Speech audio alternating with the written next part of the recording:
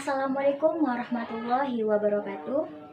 Di masa pandemi ini, tentunya kita sulit untuk memahami sebuah materi. Terkadang pula, seorang pendidik, kita harus bisa bagaimana supaya pembelajaran ini kreatif.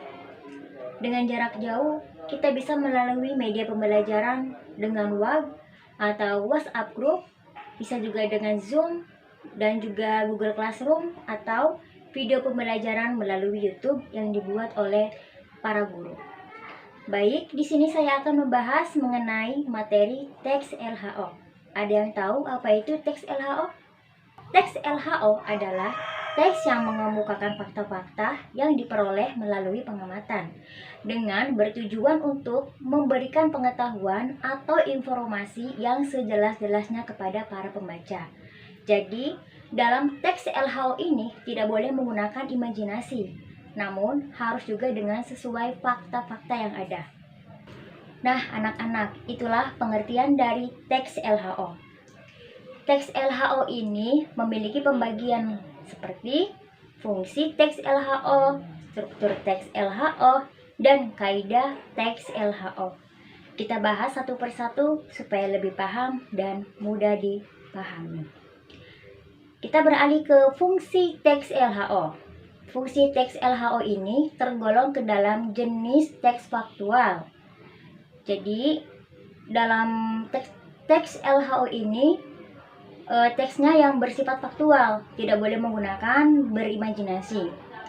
Bertujuannya untuk memaparkan informasi atau mengenai suatu objek yang tertentu. Nah, objek yang tertentunya itu seperti apa sih? Nah, contohnya misal keadaan alam, kondisi budaya, benda, dan jenis lainnya. Sekarang kita beralih ke struktur teks LHO.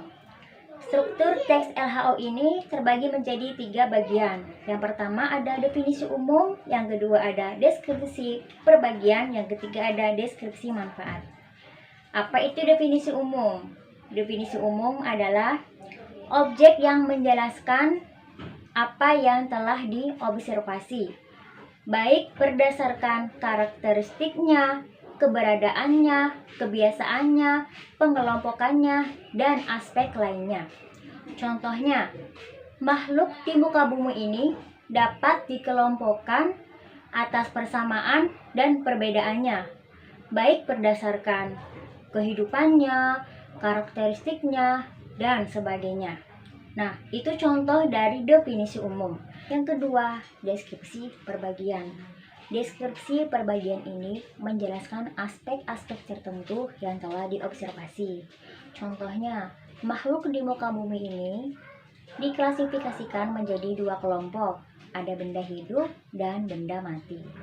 Tentunya benda hidup itu benda yang bisa bergerak, seperti tumbuhan, hewan, bunga, dan jenis lainnya. Dan benda mati tentunya benda yang tidak bisa bergerak, seperti kaca, oksigen, baja, dan lain sebagainya. Nah, itu termasuk contoh dari deskripsi bagian. Yang ketiga ada deskripsi manfaat. Deskripsi manfaat ini menjelaskan dari kegunaan tema yang dipaparkan dari pernyataan sebelumnya. Sekarang kita berlanjut ke kaidah teks LHO. Apa saja sih kaidah teks LHO? Nah, kita bahas satu persatu. Sekarang kita akan membahas pada bagian kaidah teks LHO. Bagian dari kaidah teks LHO berdasarkan kebahasaannya, yakni sebagai berikut.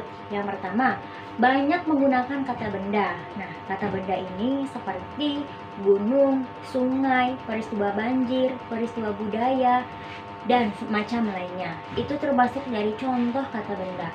Dan yang kedua, banyak yang menggunakan kata kopula. Nah, apa itu kopula? Kopula adalah kata-kata seperti adalah, merupakan, yang dijelaskan untuk menggunakan pengertian atau konsep. Contohnya, fonologi adalah ilmu yang membahas tentang bunyi, sedangkan morfologi merupakan ilmu yang membahas tentang kata-kata. Dan semantik adalah ilmu yang membahas tentang makna bahasa. Nah, jadi untuk menjelaskan pengertian, konsep, itu yang dimaksud dengan kata kopula. Yang ketiga, banyak yang menggunakan kata menyatakan persamaan, perbedaan, dan pengelompokan. Saya ambil contoh salah satu dari perbedaan. Misalnya, benda hidup dibedakan dari benda mati karena benda hidup bisa bergerak dan benda mati tidak bisa bergerak. Nah, itu contoh yang perbedaan. Dan yang keempat, banyak melesatkan kata yang mengatasnamakan penulis. Nah, ini bersifat impersonal. Jadi, kata-kata saya, kami, kita, dan penulis dihilangkan atau diubah menjadi ke dalam bentuk kalimat pasif. Contoh yang personal, di Indonesia saya dapat menemukan harimau di hutan. Nah, supaya lebih impersonal, kita ubah menjadi kalimat seperti ini. Di Indonesia, harimau dapat ditemukan di hutan. Nah, jadi jika kita melakukan sebuah observasi atau menulis teks hasil observasi, alangkah baiknya kita hilangkan atau jangan menggunakan kata-kata saya, kami, kita, atau penulis. Oke anak-anak, sebelumnya kita sudah bahas mengenai pengertian teks LHO, fungsi teks LHO, struktur teks LHO, dan kaidah teks LHO. Di sini saya akan memberikan sebuah contoh teks LHO itu seperti apa. Baik, kita simak video berikut ini. Nah, objek yang akan saya gunakan dalam contoh teks laporan hasil observasi ini adalah pohon kelapa, yang dimana pohon ini sering kita jumpai di pantai atau di tempat kita juga banyak sekali. Jadi sebelum kita membuat contoh teks laporan hasil observasi, kita harus mengamati terlebih dahulu objek yang akan kita buat contohnya.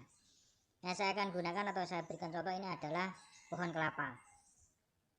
Dan ini akan memudahkan kita untuk memahami contoh teks laporan hasil observasi. Perlu kita ketahui sebelum kita membuat teks laporan hasil observasi, yang pertama kita harus menemukan atau memilih objek yang akan kita amati. Yang kedua, kita harus menguasai materi teks laporan observasi yang kemarin sudah kita jelaskan. Ada 3 struktur atau materinya, ada 3 struktur. Struktur yang pertama adalah pernyataan umum atau definisi umum. Yang kedua adalah pernyataan detail atau definisi detail.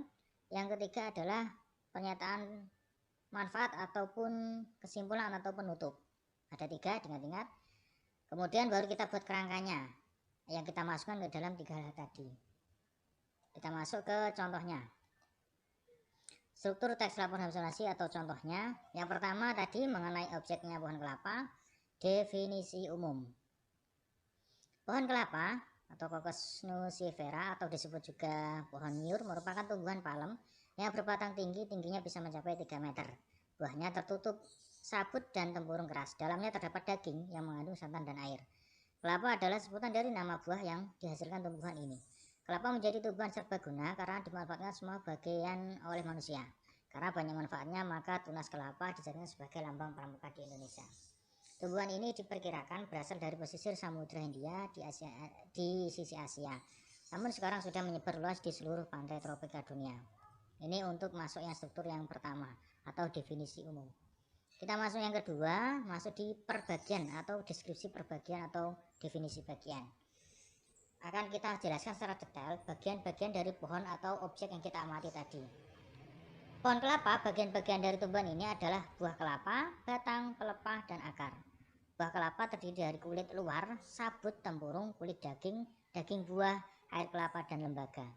Pohon kelapa atau pohon nyur banyak terdapat di bagian tepi pantai. Ini masuk di paragraf ataupun struktur yang kedua atau teks yang kedua. Yang berikutnya kita masuk yang struktur yang ketiga atau bagian yang ketiga, yaitu definisi penutup atau manfaat, atau juga bisa disebut simpulannya juga boleh.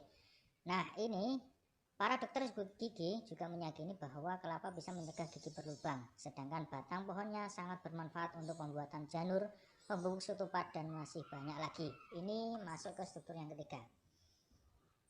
Dari keseluruhan tadi adalah contoh dari teks laporan hasil observasi pengamatan dalam objek, yaitu pohon kelapa. Sangat mudah kan?